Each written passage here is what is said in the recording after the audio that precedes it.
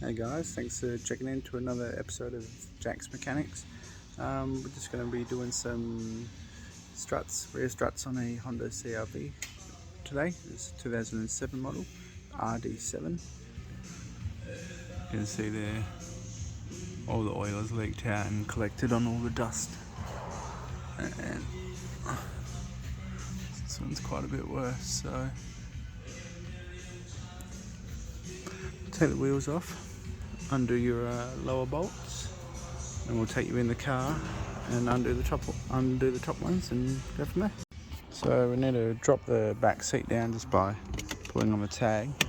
And there's a cover here which covers over this and access that bolt, and one on the other side, 14mm. Need a long extension. Undo those and the strut will drop out.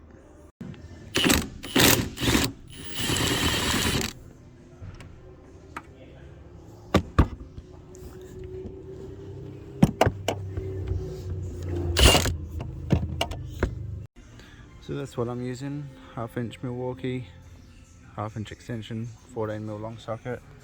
So pull down, undo that, remove the cover,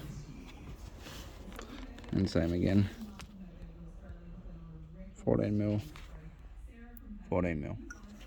So I've already cracked off the 17mm nut. It's captive on the other side, so it's just a bolt, sorry. So we can go ahead and take that out on both sides. Well, it's easy to get out of the right hand side, but on the passenger side there's the carbon canister there, so there's not much room. So if you drop down the control arm here,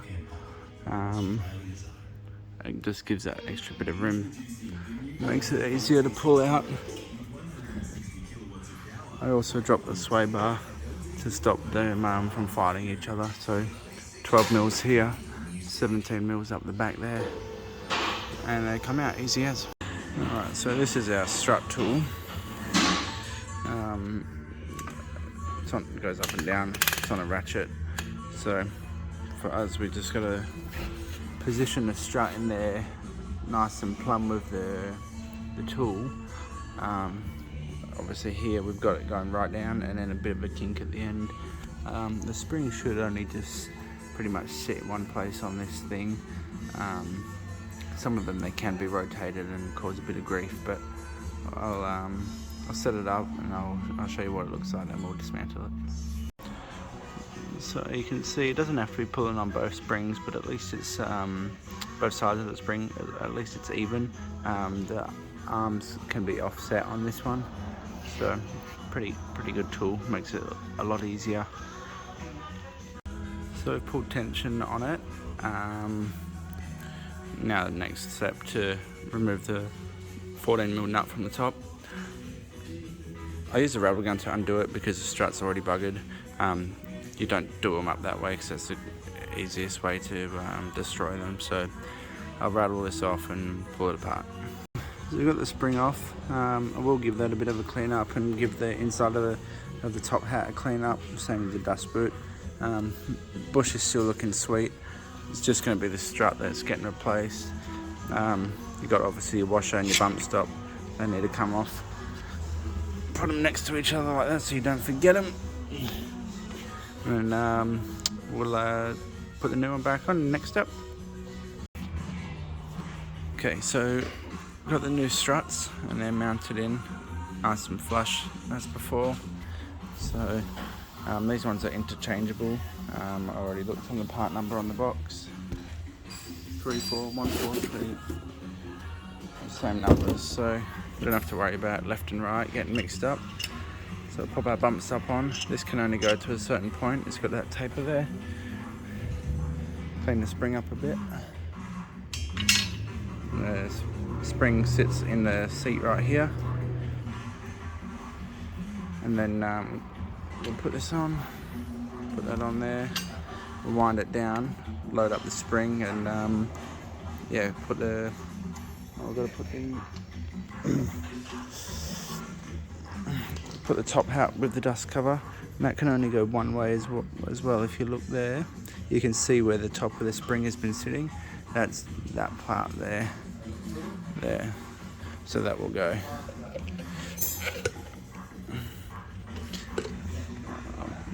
Pretty much like that. And pull it down, put the nut on, and it'll be ready to go back in the car. So usually you would get a new washer and a new nut. Not in this case. That's fine, doesn't really matter that much. It is a lock nut on the top anyway. This tool is what you need to do it up. So this is the finished product. Obviously a lot nicer, not cleaner. All ready to go back in the car. This is a tool here that you need to do it up. It's got all various size sockets and then adapters to hold the inside, the actual shocky from it turning. So you can see it goes like that. You can pull that out of there, and that's holding the shocky while you do the nut up. So you're not twisting it around on a seal and, you know, potentially damaging it. But yeah, I'll reassemble the other side and then we'll get it back in the car. So I hope you got something out of the rear struts job. Didn't really get a ended video of it because it was late in the day and it was getting rushed, so that's all good. If you enjoyed it or learned anything, please give it a like and consider subscribing. Thanks very much.